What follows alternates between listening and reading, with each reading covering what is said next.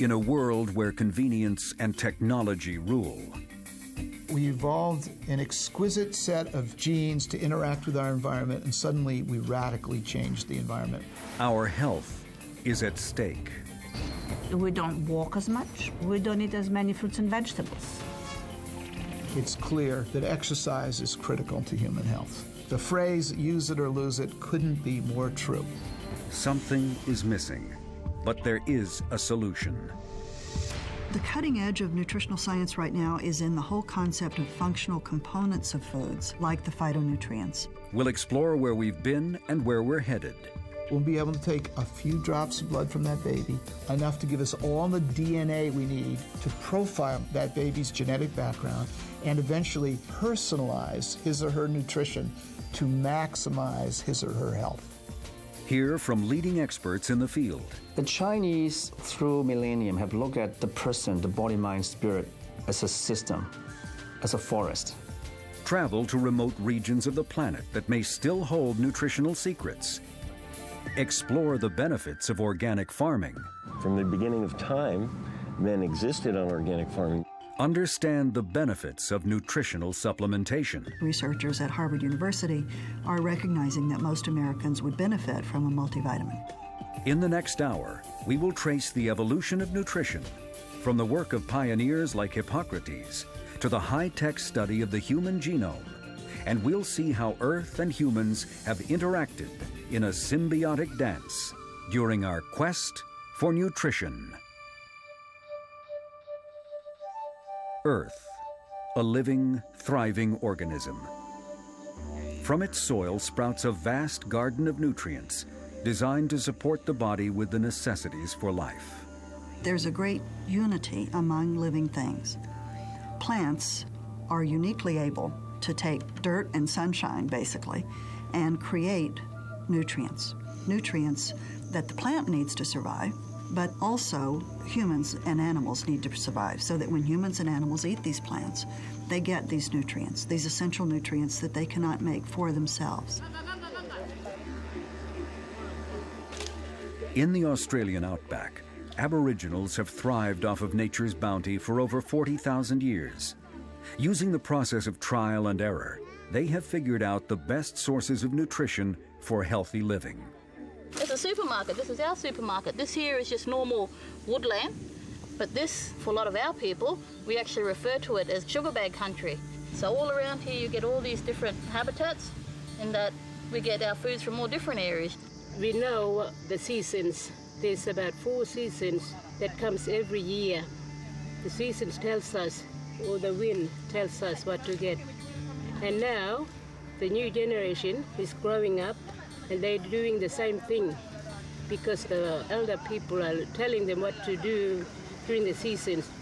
Throughout time, and in all parts of the world, people have managed to thrive on whatever foods were available, even though the foods available at different points in time and in different parts of the world are immensely diverse. This one here is bush grape. Normally what we do is you just pick it straight off the plant and eat it. A beautiful colour in it. Our Aboriginal friends know very little about food science and food nutrition. However, over the course of millennia, they've worked out what materials of food they need to eat. When they began to domesticate and cook, they began to use roots. But up to that time, they used a lot of green leafy vegetables, huge amounts of green leafy vegetables. So they got a lot of antioxidants, vitamins, and minerals in their diet. They got very good protein from the meat and fish. Sadly, a byproduct of the modern age is its effect on indigenous populations. As cultures assimilate into modern society, eating habits have become more westernized. Today in Australia, Aborigines live in cities where they fall prey to the lure of nutritionally deficient foods. For many, the result has been debilitating. I went up to the doctor and told, can you check my blood, sugar blood?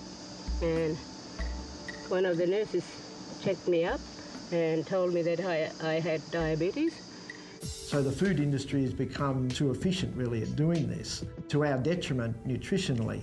And unfortunately it looks as if the Aboriginal people have also, with the advent of Western man into their society, they've taken up these trends too. And their nutrition is now suffering as a result. And that's unfortunate. Today, science is just beginning to understand how to maximize what the Earth has given us. But it has been a long road of hits and misses for the pioneers in food science. One that started thousands of years ago when the quest for nutrition came out of the forest and into the hands of science. Before traditional science, both Chinese and Ayurvedic medicine worked on the premise that food was essential to well-being. The Chinese concept of health is having enough reserve to maintain flow and balance in our environment. Nutrition is a big part of it. To eat appropriately the right kind of foods. I think only about the time of the rise of the Greek civilization about 2,500 years ago, as man began to first acquire the tools that today we call science, did people start to think formally about the way their bodies interacted with the earth. And food was very important. One of the first scientists to make the connection between health and nutrition was Hippocrates, the man we now call the father of modern medicine. In the 4th century BC, Hippocrates went against the traditional thinking that the cause of disease was a curse from a higher power. He was one of the first to understand and articulate the fact that what you eat, what goes into your body, has a very dramatic effect on your health, and that when your health begins to fail, food is one of the first places to look for reinforcement. Hippocrates, one of the great early physicians, always advised his students, think first about how you can treat your patient with food rather than with medicine. The appeal to what the earth provided naturally was the cornerstone of early medicine. For the next 24 centuries, the search for a tangible connection between food and health became one of the great challenges facing Western science. During the mid-1700s, as Western Europe continued to send their great ships around the globe on a quest of discovery, a landmark breakthrough was made that changed the course of nutrition. It was not only what went into the body, rather what did not. The first great laboratory for studying human nutrition were the great sailing ships that went on voyages for a year or more around the world, representing the British Navy, perhaps, or the Portuguese Navy, because it was there that those sailors were deprived of most things that the earth had to offer. At sea for months at a time, sailors would quickly consume their ration of fruits and vegetables. They had precious little in the way of variety to eat. They ate hardtack, which is kind of like biscuits made out of refined flour. They started out with some whole foods as supplements to that, but by the time they'd been out for a few months, they ran out of all that stuff. What often resulted was widespread disease. One of the most common afflictions was scurvy, a painful disease that claimed thousands of lives. What you get from scurvy is you bleed. Your teeth fall out, your gums bleed, your tissues bleed. Physicians on the ships and in the ports of call studied the diseased men. One of these doctors was a Scottish physician named James Lind. Dr. Lind saw a link between the lack of fresh food and scurvy. He instructed the sailors to eat certain fruits. Men who had 2 oranges and 1 lemon a day had a complete remission of the bleeding gums and the loss of hair and other things that were going with the disease that today we call scurvy, which 200 years later we figured out was vitamin C deficiency. Limes were also used to treat scurvy. Because of Dr. Lind's work, British Parliament ordered its sailors to drink lime juice daily, and ever since the British have been referred to as limeys. Soon, scientists began to look at other elements in the food chain. In 1840, German physician Dr. Justus Liebig theorized that plants were pulling nutrients from the air and the soil. Justus Liebig was probably the real first pioneer in understanding that there were things that we couldn't see, there were things that we hadn't yet described that had to be in the soil that the plants must be drawing up out of the soil, that the animals must be eating, and either humans, either through directly eating the plants or eating animals, were bringing essentially invisible, unknowing things into our body. Dutch physician and future Nobel Prize winner Christian Eichmann took the early nutritional discoveries to the next level. Working on the island of Java in 1893, Eichmann studied the nerve-related disease beriberi, which plagued the islanders. Eichmann examined the islanders' diet, which consisted mainly of brown rice.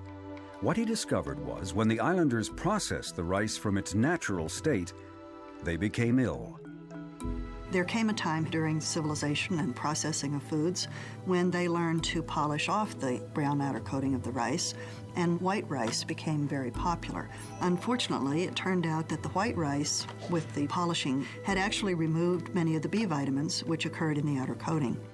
Eichmann believed white rice contained poison and that brown rice had the antidote. As with so many previous nutritional questions, Eichmann had stumbled on the answer.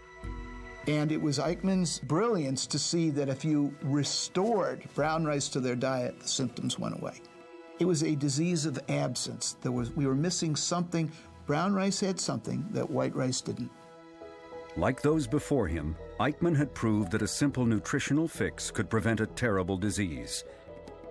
But scientists and physicians were still working in a hit-and-miss environment, unaware of exactly what was in food that could make such a difference in a person's health. That was until 1911, when Polish scientist Casimir Funk put a name on what we now take for granted. The term vitamin did not exist until about 1912, although many functional effects of nutrients were recognized hundreds or even thousands of years earlier. What wasn't there yet, the piece of the puzzle that wasn't there yet, was what today we would call biochemistry. We began to find, if you will, a molecular explanation for why things go wrong in a vitamin deficiency disease. By the 20th century, the connection between health and food had been widely accepted. Soon, diet was being recognized as important to health and a potential aid against certain diseases. It was the beginning of a new era in nutritional science.